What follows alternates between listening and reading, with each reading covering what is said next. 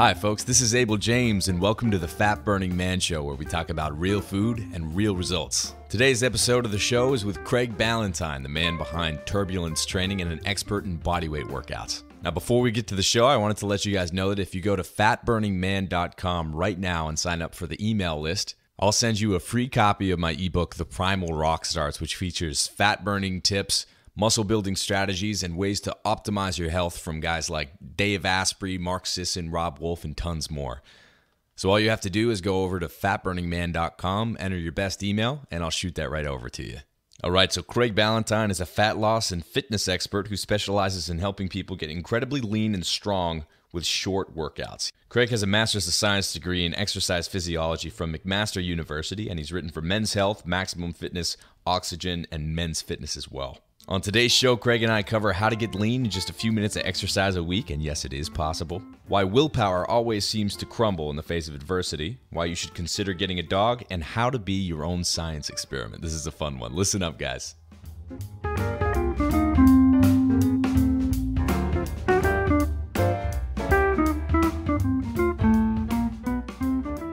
All right, folks, Craig Ballantyne is a well-known fitness expert who specializes in helping people get incredibly lean and strong with short workouts. He's written for some of the largest fitness magazines in the world, including Men's Health, Maximum Fitness, Oxygen, and Men's Fitness. He's also a fat-burning beast. What's cooking, Craig? Hey, how you doing? Thanks for that excellent intro.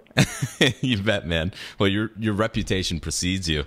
But why don't you talk a little bit about how you got into all of this jazz? Yeah, like a lot of fitness experts, you know, I was the kid who was very active when I was younger, and I thought, man, I just got to get a job in this field. It's so awesome, you know, to when I was younger, I was thinking athletics, so it's like, you know, how can I get into the pros, because I'm certainly not making it into the pros with my athletic ability. And so that was my original thought. I went to a university here in Canada called McMaster University. It's quite well known among the exercise science world. Had some great advisors. I did a master's degree there in exercise physiology.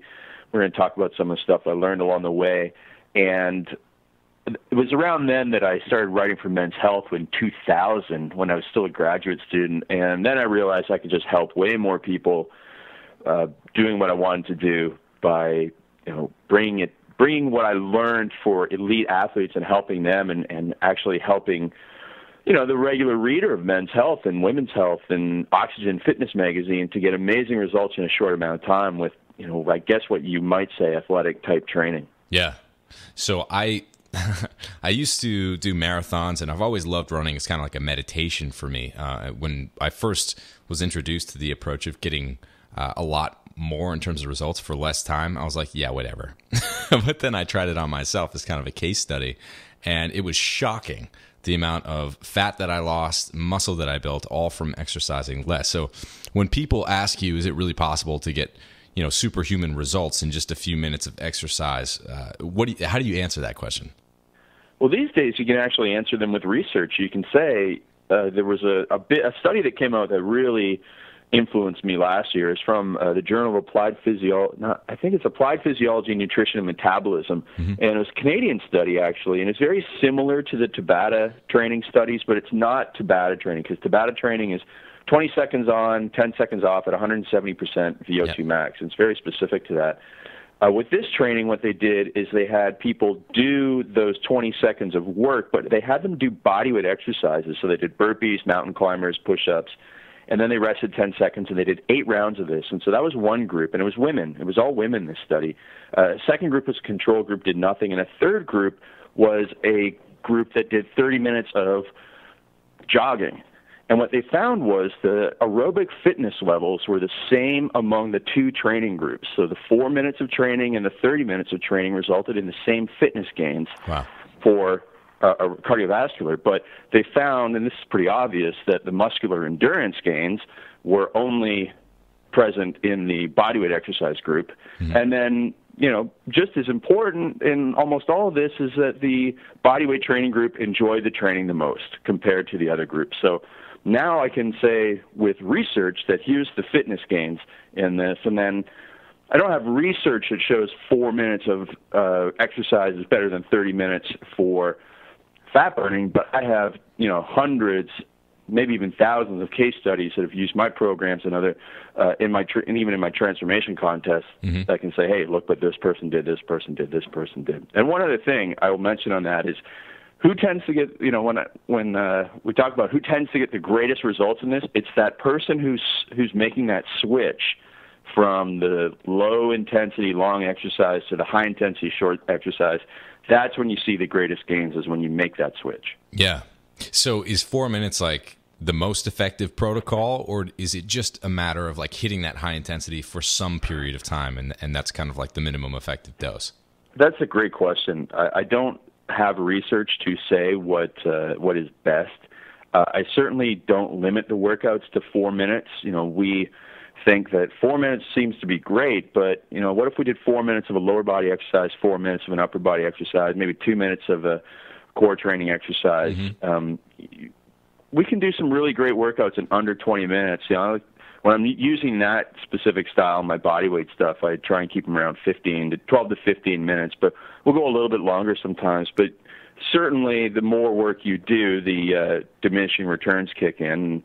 We can talk about that in terms of weight training in the 1 versus 3 sets and all that sort of stuff. But I don't know if you would get the same results in 2 minutes. Probably not, but it's pretty cool, and I'm sure there'll be more and more studies coming out on this stuff just to see exactly how little of a stimulus you need for a response. And that's really what people need to understand on a general level, a basic level about exercise, is that what you're doing is you're applying a stimulus to your body, and your body responds by adapting to the stimulus. And you can get into the entire neuromuscular physiology and the biochemical reactions in the muscle and why this happens, and it's an interesting conversation. But once you understand that, and what you're doing is applying a stimulus, then you can understand why the shorter workouts work. And conversely, you can understand why too much exercise leads to overuse injury, because if you keep on applying a stimulus, your body doesn't have a chance to adapt to it, and you get overuse injuries, and that's why runners are in the physio office so often. And people that weight train their shoulder joint too much as well. So certainly every exercise has its drawbacks. Yeah, so if you are doing body weight exercises, for example, how do you counteract, creating a muscular imbalance? Well, the key is really to make sure that you attack the different movement patterns of the body. And so when we do our programs, that's another reason why they're longer than 4 minutes, is we make sure that, if we do some pushing muscles either today or yesterday or something, we'll make sure that we do a good amount of pulling exercises that are, the antagonistic movement to the movements that we did in the same program or in a different workout. So we make sure that we train all the muscles of the body and just make sure that the person's posture and their form is correct as well.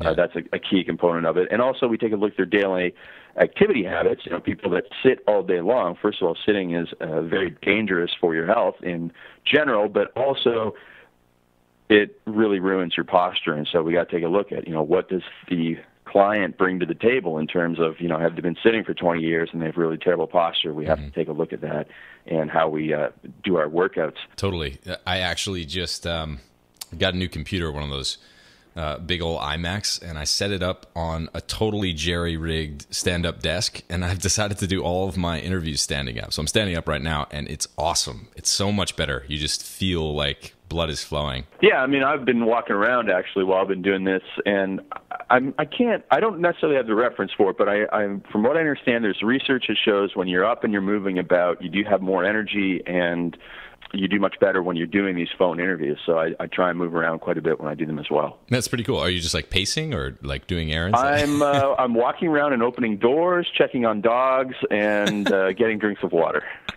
That's awesome. It's all purposeful. Yeah. I do something similar, not when I'm on my own interviews, but when I'm on the phone interviews. I love just like having my hands available and kind of like multitasking. I also find that when you do that low intensity exercise, just walking around, it gets your brain moving in a way that it doesn't when you're just kind of sitting there stagnating. Well, there's certainly research that shows when you get out of your regular work area, that's when you're more creative. And so, you think back to when I believe it was Newton who, came up with the idea of gravity under the apple tree. It wasn't just because an apple hit him in the head. It's because research shows that, people are more creative outside their regular work environment. So if you're trying to come up with a really big idea in whatever job you have, it's probably not going to come to you sitting at the computer. It's going to come to you when you're out walking the dog or when you're in the shower. That's why people get so many ideas in the shower. And you just have to make sure that you're able to write them down as soon as you get out, because they're slippery little fishes and get away from you. That's totally true. So why don't we talk about that a little bit? Like, I'm sure that you experience this all the time.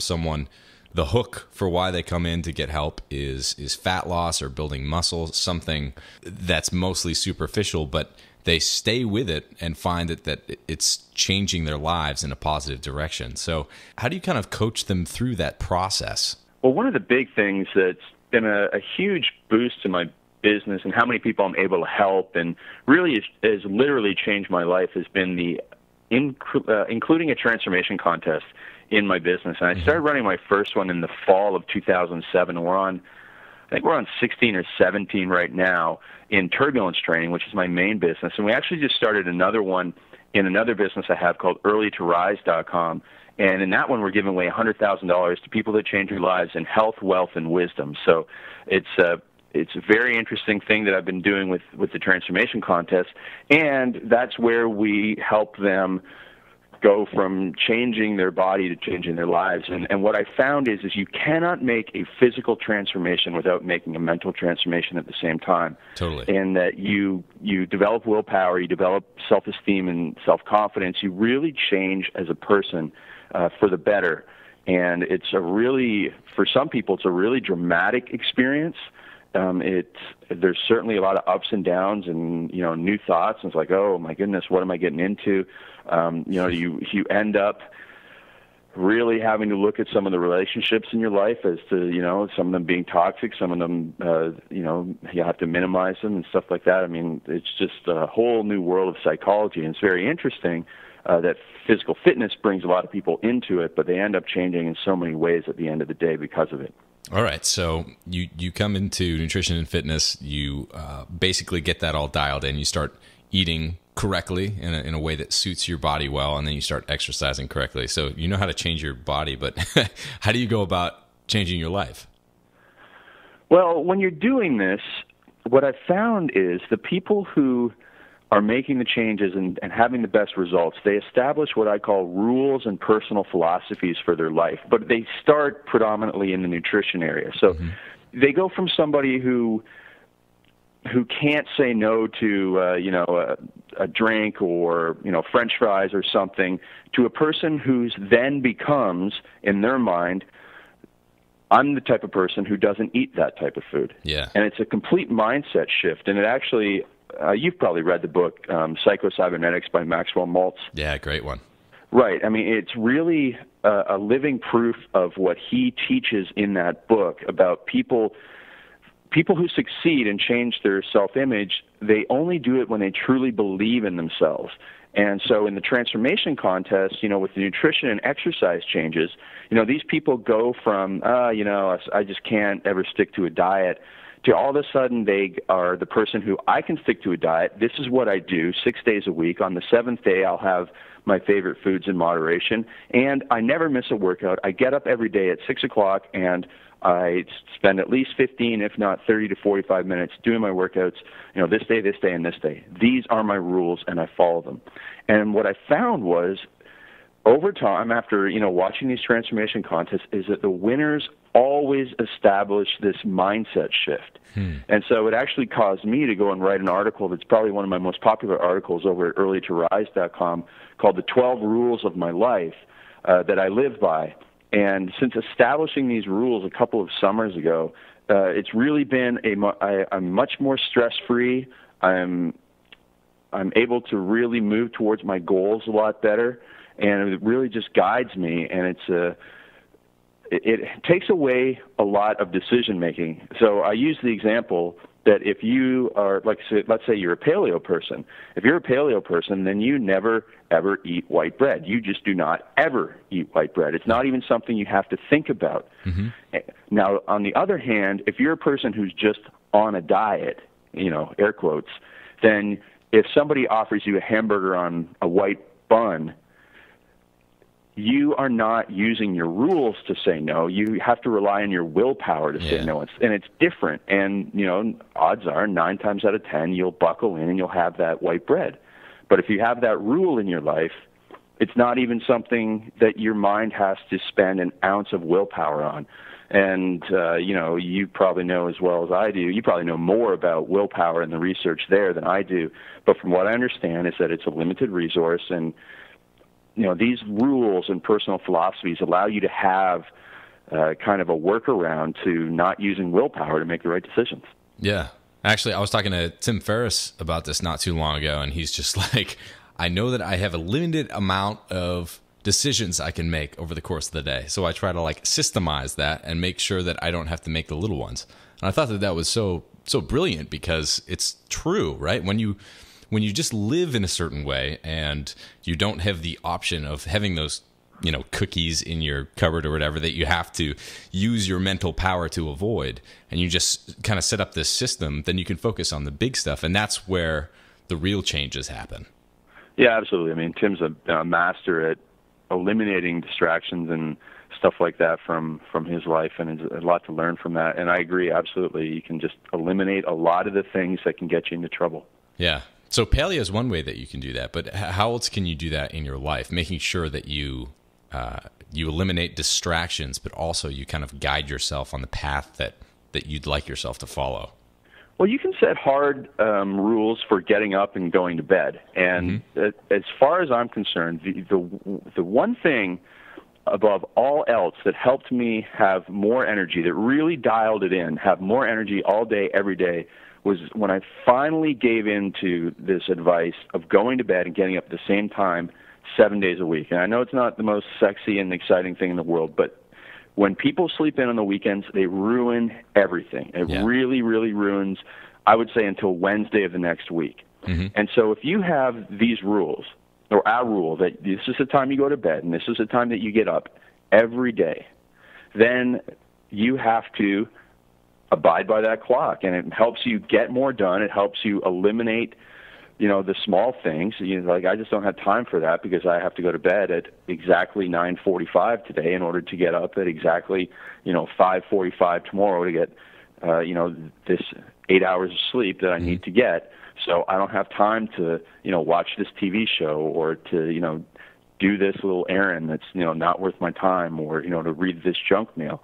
And so it helps you eliminate stuff like that. So, I mean, that's one place that people can start with physical activities. So one of my rules was that, it's kind of a longer rule that, I'm not the type of person that gossips or does, talks behind people's back, or this, or this, or this, or this. Very similar. I can't remember the exact rule, but it's along those lines. I'm not the person that I do not want to be. And so, growing up, hang around people like everybody else. You sit down, you might have a drink or two, and you talk about somebody. And I decided to eliminate that from my life, that does not happen because does not serve me in any way. So I eliminated that from my life by putting it in a rule. And once you set those rules for your life, if you start to break them, then you become a hypocrite. And becoming a hypocrite is probably one of the biggest, I wouldn't say evils, but it's probably one of the most looked down upon things in society these days, is being a hypocrite. And so you don't want to be a hypocrite to yourself, and you don't want to be a hypocrite to others, because it's really, everybody looks down on that, more than they look down on people that commit even some crimes. Right. So that's another thing. You can build in things that you don't want to do into your rules, and personally, it's really helped me. Yeah, and so at the beginning, when you're building those things in, the people around you, I found, tend to revolt, right? They poke fun, or they're like, oh, he can't be serious, this is ridiculous. But after a little while, they kind of start following those rules for you, right? Like, so if they used to be feeding you tortilla chips and cookies, and like, oh, what, you're not going to eat that cookie? Like, you must be crazy, what a bummer. After a while, that becomes part of your identity in their eyes as well, and then they just kind of like knock it off. Right, and the more that you live your identity with, confidence and courage, the more that people will support it. that's a tough thing for a lot of people that are, making changes and around those negative people at the start to understand and to realize and to live, strongly about. But once you do live that way, you get more support. Totally. Yeah, I have an example of that that's gotten more and more distance from who we should be, and that's just the amount of accessibility that everyone has to technology in our lives. So we're carrying it around in our pockets. We're in front of computers all the time. TVs are starting to be wired into all of this. And what I decided, I'm from a nowheresville in New Hampshire, and when we go there, there's no internet, or oftentimes there's no internet. Cell phones don't work. Like, we never had cable growing up. It was just like you were detached. I made this rule, and this was actually following an interview I did with Gary Taubes, who, like, I was trying to schedule it to get him on the show, and he's just like, sorry, I can't do anything before 1 p.m. because I'm writing in the morning. And I'm like, wow, like, that's brilliant, right? Because, like, you can get so much done when you have that rule of time that's only for that thing. So there are no text messages barraging you. There's nothing else in the way. You can just focus on it. So I decided to make my own rule where I turn my phone off so I don't respond to text or phone or email in the morning. And at first, that kind of confused people. Why isn't he getting back to me? Is he ignoring me? But over the course of time, now I open up my inbox and no one emails me around then. They wait until they know I'm going to be available, and that just works so much better for everyone. Right. I mean, it's all about managing expectations. It really is. And you can build your own day. You can build your own habits. It's Absolutely. not out of your control. Let's go back to training a little bit. I know that a lot of people out there are really focused on building muscle, for example. That's one, especially being around the new year. I've gotten a lot of emails about that lately. And Craig, I know you have a great deal of experience in that regard. Let's start with myths. What won't get you muscle in an effective way? Oh, that's a good question. There's, what used to be a myth that high reps would not build you muscle is now actually being challenged. So what, a friend of mine who's a professor at McMaster University, they did a study in beginners doing 3 sets of 30 repetitions to failure versus, I believe it was 3 sets of 8 to 12 repetitions, and found that the subjects gained the same amount of muscle mass. So again, this was in beginners. And then this was kind of based off a Japanese study that was done a few years back where they occluded blood flow to muscles and then exercise so those muscles reached fatigue faster. And even though it was with light weight, they still were able to build muscle. And so what they're finding there is that for muscle building, you have different ways of stimulating the muscle. So you can have mechanical tension, and you can also have this biochemical factors. Again, both are stimulus. Mm-hmm. Both are stimuli, put on the muscle, and the muscle adapts by getting bigger. And so really, what doesn't work? Probably it's a lot easier to say that pretty much almost everything works. You just really need to train. I guess it would be different ways. I mean, you're going to have to train through some pain when you're doing that 3 by 30 repetitions. Yeah. That's going to be a little bit different when you're training 3 by 8 to 12. And so, you've seen guys gain muscle with the 1 set to failure back in the day, the, guys that have been doing 3 by 10, all these programs tend to work because you're putting resistance on a muscle, and, the response of the body is, okay, I've got to adapt in case this thing happens to me again. That's what the muscle, is saying to itself, I suppose, that I've got to adapt and be able to accommodate and work with this load so it's not as hard next time. Yeah. So is that to the point of failure or right before that? How do you measure that, or how do you feel that? That's a great question. I mean, the lighter stuff you go to failure on, and the other stuff I wouldn't go to failure. Once you get below 10 repetitions, I wouldn't go to failure on, because then you start to mess around with central nervous system, and you're not going to get as strong, and you're going to need a different level of recovery when you're training with heavier weights compared to when you're training with lighter weights. Mm-hmm. And but when it comes down to it, I know guys who are pro bodybuilders who train with relatively light weights compared to what they can handle, because what they're looking for is safe hypertrophy without the risk of getting injured. Mm-hmm. And they don't need to be really, really strong. They get really strong because they have really, really big muscles, but they don't need to be power lifter strong, so they don't train the way a power lifter does. So really a lot of, the bottom line here is a lot of training programs for building muscle work. And we have people that, just use bodyweight exercises and report building big muscles, bigger muscles. Mm-hmm. And, most people think that with bodyweight you wouldn't. Now, not everyone's going to. A lot of people will not, but some people do. So you really need to be, as always, I'm sure you probably mentioned this to people before, is that you really need to be keeping track of how you respond to specific types of training. You need to be your own science experiment. You need to really pay attention to what's working. Yeah, and what's not working, right? Yeah, absolutely. But I do like what you said there and the whole approach that almost everything works as long as you're moving your body and putting stress on the muscle and getting to that point of stimulus. And then as long as you're eating right. enough food, and in most cases that's not too hard. Yeah, totally. Especially with how hungry you get after you work out hard. But you do need to eat the right kind of food. So what does your diet generally look like, Chris? Or sorry, Craig. Well, it has changed a little bit in the last year. I used to I can kind of get away with eating whatever I want, but I have switched because I did do a gluten sensitivity test, and even though I never noticed any problems eating gluten, according to the genetic test that I did, I have the alleles, or the genetic alleles that say that I am sensitive to gluten, and so I took that out of my diet. I didn't notice any differences, to be honest with you. I didn't notice any differences at all. But then in the wintertime, the last 3 years, I've actually experienced what's called Raynaud's phenomenon. I don't know if you know what that is, but it's people with cold hands all the time. Mm-hmm. Right. So I've always had cold hands, but in the last 3 winters, 2 of my fingers have started swelling up as soon as it hits mid-November. Really? And I didn't know what it was until I went to the doctor this year, and he said that's what it is. Huh. And so I mentioned that to my friend Dr. Peter Osborne, who is a hardcore gluten-free functional medicine expert in Houston. And, he knew that I was gluten-free, but he said, well, why don't you take out dairy from your diet as well?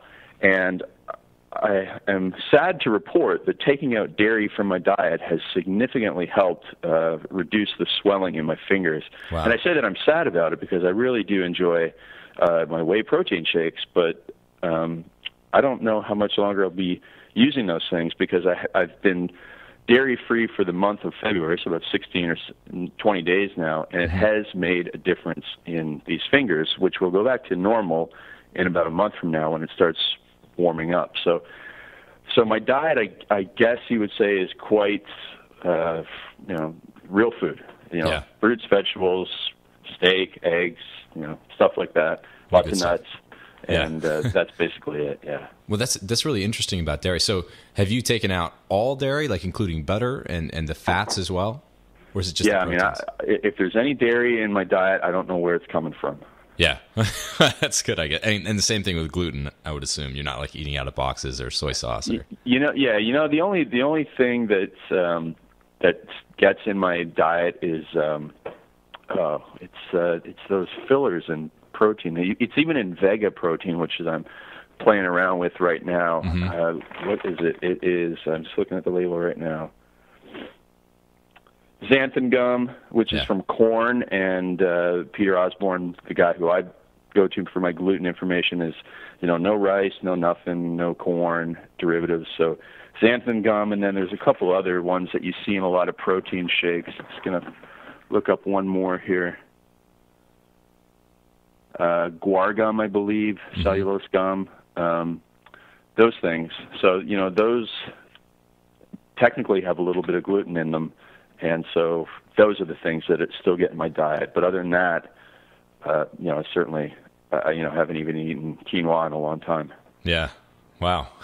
So it sounds like some pretty major changes to the diet just in the past few, months and years? Yeah. So it's been about June when I decided to cut out all gluten sources, and then dairy just in the last couple of weeks. And before cutting out the gluten, I was eating like a couple peanut butter sandwiches a day. Oh, really? But I was not having any problems. Yeah. Like noticeable problems with it. But Peter says, I say that a lot because Peter's really my expert for it. Dr. Osborne says that you wouldn't start to see these types of things show up until you're about 40 years old from, right. From eating this stuff if you don't have like a real problem. And so, here I am 37 and, these fingers around when I was 35 started going a little weird on me. So who knows? That's the way it is. I mean, I got tons of energy. I really enjoy the foods that I eat. I miss the peanut butter sandwiches, but, I'm sure if I really check things out, there's probably somebody making some decent bread with almond flour or something that I could really get into if I wanted to. Oh yeah, man, we make it right here. Oh yeah? Yeah, it's so good. My girlfriend is dangerous to have around because she's such a good cook and great at baking, especially desserts. So wow. Yeah, it's really good stuff, but it's all gluten-free. We love almond flour, use coconut flour a lot. Sometimes we'll use some sprouted ancient grains, but we've been staying away from gluten for quite some time now, and we've both really experienced some great results in terms of digestive health, which is something that is really easy to overlook, right? Because you don't necessarily see it making you fatter or sicker, but it's kind of one of those invisible things that, that, like you said, can start to stack up on itself as time goes by. Yeah, I'll add to that my chiropractor recently decided to eliminate grains, and he's on his feet from 7 in the morning till 7 at night, 3 days a week in his clinic, and he said that his energy levels, energy is a catch-all phrase, but Sure. I mean at the end of the day he just has much more mental alertness and physical energy. And in addition to that, I was with Jay Farouj at a seminar the other week, and a whole bunch of other fitness guys were there. And, Jay and I stayed away from gluten and stuff like that, but a lot of the other guys did not. And all the guys who did not ended up with colds within the next few days, whereas Jay and I did not. And we also, Jay and I agree that we recover so much better when we do get a cold. I'm on an airplane almost every other week. Yeah. So, I get these things from time to time. And, the recovery is, I might have a cold for 12 to 24 hours, whereas in the past it'd be 3 or 4 days and a little bit more lingering. So it goes back to the fact that, your immune system is so connected to your digestive health. And so it's possible that, dropping stuff like, the bread out of your diet could help people avoid colds and stuff like that. Yeah, I know that that's definitely true in my case. I had been without a cold for like 3 years. I actually just got one a couple weeks ago, and I know it was because of lack of sleep and traveling and speaking engagements and all that crap. But it's amazing what happens when you allow your immune system, when you get out of its way, essentially, and allow it to do what it does best. Absolutely. So what about easy body weight workouts? People are always asking me about that. Like, what do you recommend when people are just getting started, especially beginners who aren't really used to being in the weight room or even doing any body weight stuff? How do they get started and start to make this change in their lives? Oh, absolutely. I mean, you can do an incredible workout lying on the ground with bodyweight exercises. So back when I was training people, 35 hours a week, I had quite a few clients who were beginners, overweight, and so, within 20 minutes of having them on the ground, they were working up a sweat. So, we would start with lying hip extensions, and that's just where you're on your back and you have your knees bent and you bridge up and you're squeezing your glutes. And we would do holds, or we would do, 15, 20 repetitions, and we'd have them, flip over. And if somebody is overweight, just having them go up and down and flipping over and stuff like that, you're moving your body. And so it's exercise to a lot of people that are true beginners. Yeah. And over to a plank, and then back over, and we do a stability ball leg curl, and then back over for kneeling push-ups, and then get them up and doing band pulls and wall slides to get good shoulder mobility, and then back down and doing one leg hip extensions. And by the time we do a couple other exercises, we're through 20 minutes. And they've been strengthened, and they've burned some calories, but they've been strengthened, and they're helping to build the muscles that will then allow them to do the standing exercises without any knee problems. So then we work into something like, wall squats, or squatting with a stability ball between them and the wall for support, and then we work into some step ups and split squats with balance, and on and on and on, and away we go. And it's really, there's over 101 bodyweight exercises that we work up to more advanced ones and have a good time doing it. And, we can throw these down anytime, anywhere. Yeah, very cool. I love that, and do the bodyweight stuff all the time, especially when traveling. But let's contrast that with Craig walks into a gym What's your goal now? Like, what are you focusing on?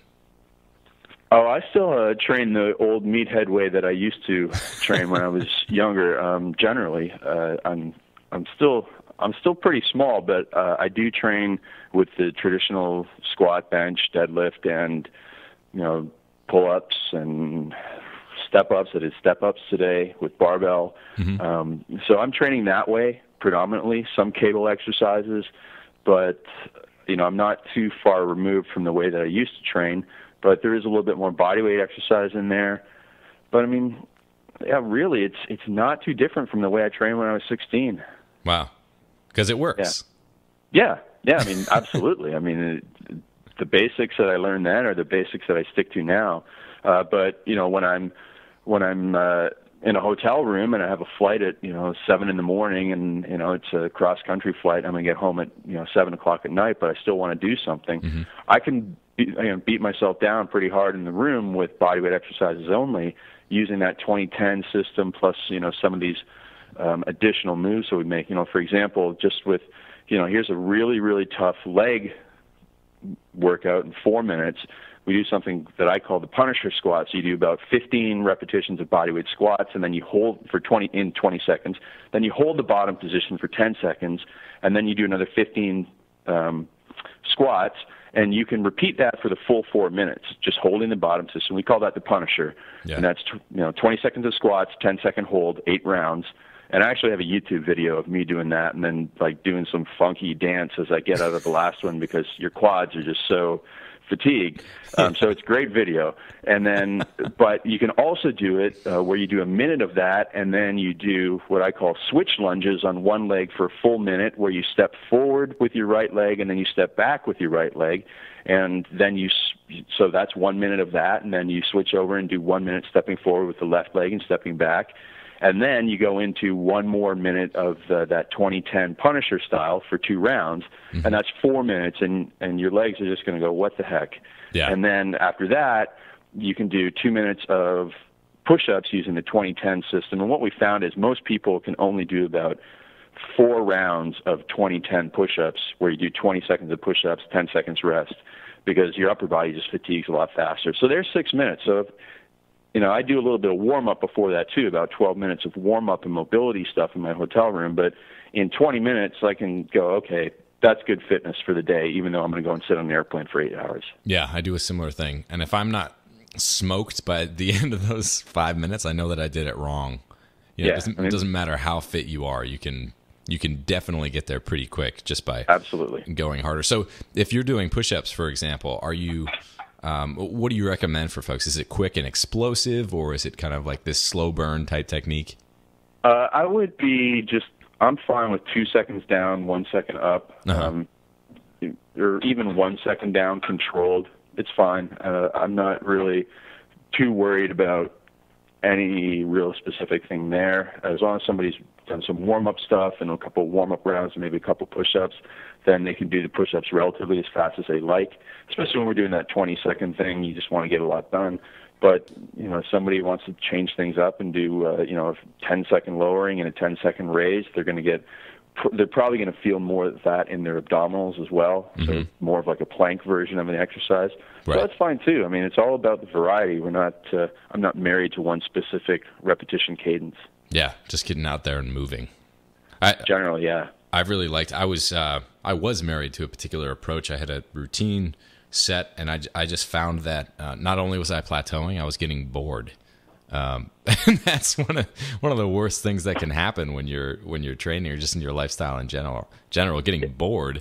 And that also tends to be associated with the times that you stop getting results, I found. Yeah, absolutely. And I think that there's also something to be said, kind of mystical, I would say, that if you don't enjoy what you're doing, then there seems to be less results from somebody who doesn't enjoy what they're doing, and that, the people who hate going on the cardio machines, and maybe they just don't put in full effort or something if they don't enjoy it, or maybe they just skip too many workouts. But if they don't enjoy it, they don't get results. And people who do enjoy their training tend to get better results, and that's why I believe that you see people who do something that, like Pilates, where you wouldn't think that it's tough enough for somebody to get a great body, but a lot of people report it because they love it and they stick to it, and they make sure that their nutrition and everything else goes along with it, and they get great results. So I really believe there's something there, but I can't back it up with science. Yeah, well, that's a good point. And you talked about your mobility exercises as well, and that's something that,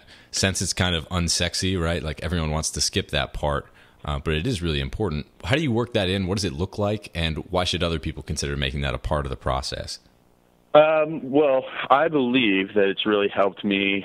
I had a bit of a low back injury a couple years ago, and I had to do a lot of some stretching, some static stretching, boring old static stretching, but also some additional core work, basic stuff like planks and side planks and stuff like that, and then some mobility, which is just, moving your body in a whole bunch of different ways. I was doing foam rolling for a while, but now I'm not even sure if I would recommend foam rolling too much. I think that... Oh, really? Yeah, just because a lot of people, I think, are overdoing it now, and I think I was even overdoing it, because when you do something like foam rolling, and if it's an off day or something, you're stressing that tissue. I mean, it's almost like a treatment, and so you're really applying more stress to it, and it can cause even more inflammation. So what I found was, when I would go away on trips and not do any of that foam rolling stuff, that I would come home, and even though I thought I was doing less mobility, that I wasn't as sore as when I was doing that stuff every day. So I've actually cut it back quite a bit, because, again, it's like going to and getting a hard massage every day, and most people feel sore the next day after a hard massage. Now, if you're doing that to yourself every day, you're really probably impeding the recovery process. And so I've cut back on the foam rolling and stuff. Maybe right now I don't really have any injuries, and I'm moving really great, so maybe if I had an injury, maybe some properly spaced out foam rolling would help.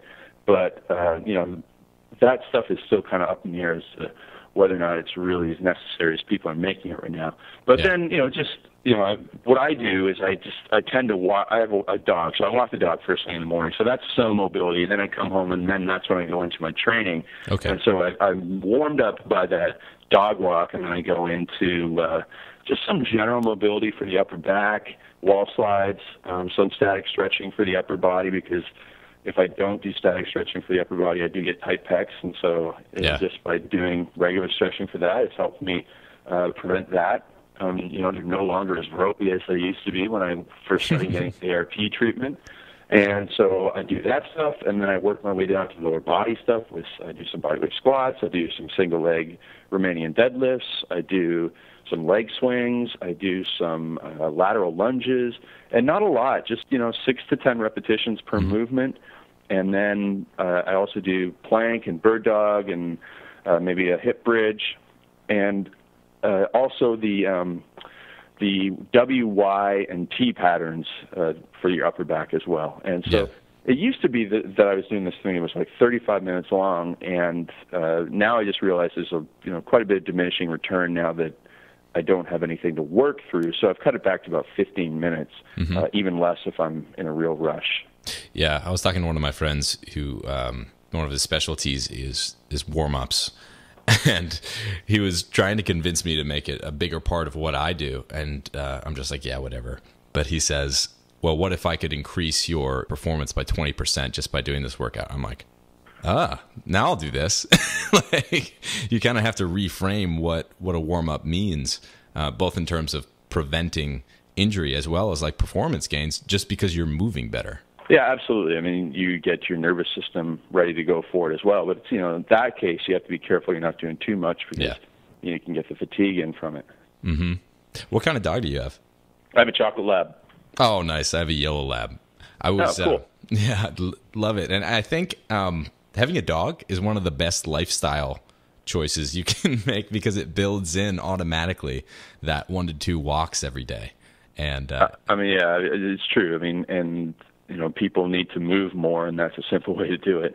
Yeah, absolutely. And unfortunately, you see a lot of fat dogs, and they're not getting the walks they need. Yeah, that's definitely true. But I would basically, my dog gives me absolutely no choice, because she loses her mind if she doesn't go outside at least 2 to 3 times every single day. All right, so we're coming up on time here, Craig. But why don't you tell folks out there where they can find you and what you're working on now?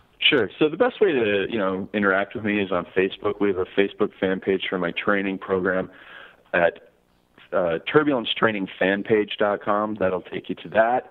We also have, for people that are more interested in the personal development stuff, we have a Facebook page for our Early to Rise business, and you can find that at successqna.com, or I forget what the Facebook page is for. URL is it for it, but successqna.com, because I do these 15-minute Q&As there almost every morning. And then my main program right now that I really want people to check out is something called homeworkoutrevolution.com, which is bodyweight workouts based on that 2010 system and a few other ways of doing it. And there's 51 follow-along videos that are really cool. They're really short. We're really high energy. We have a lot of fun doing it. It's me and a couple of my certified turbulence trainers, and I really think that it's one of the coolest things in fitness right now, because it's no equipment, and you just get to work out anytime, anywhere, and have a blast with us. Awesome. Well, this is totally content-packed, and you're welcome to come on the show anytime, Craig. This is awesome. All right. Thanks so much.